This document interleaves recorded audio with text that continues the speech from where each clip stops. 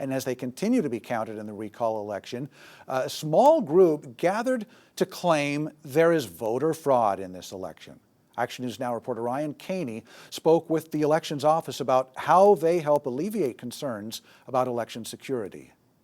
About 5 people gathered just behind me, waving signs that raise concerns over mail-in ballots and saying there's voter fraud in the current election.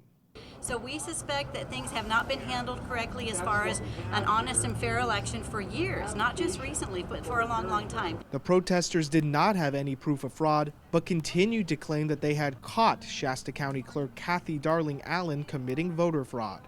Allen said her office has spent a lot of time trying to educate people on the election process, but some are harder to convince than others. There are people who don't seem interested in hearing the truth or in hearing what it is that we actually do in our work here to process ballots and to make sure every vote is counted.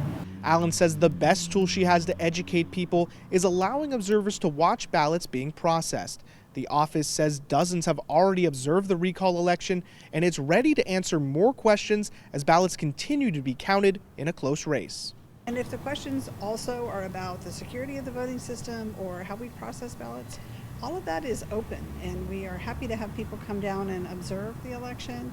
And we've had quite a lot of people observing the activities that we're doing here today and the last 30 days. Allen says the election office has followed the same election procedure it has for decades and assures people its #1 priority is providing a legal and accurate election. In Reading, Ryan Caney, Action News Now.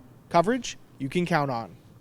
The Elections Office says it should have an estimate for how many ballots are left to be counted sometime tomorrow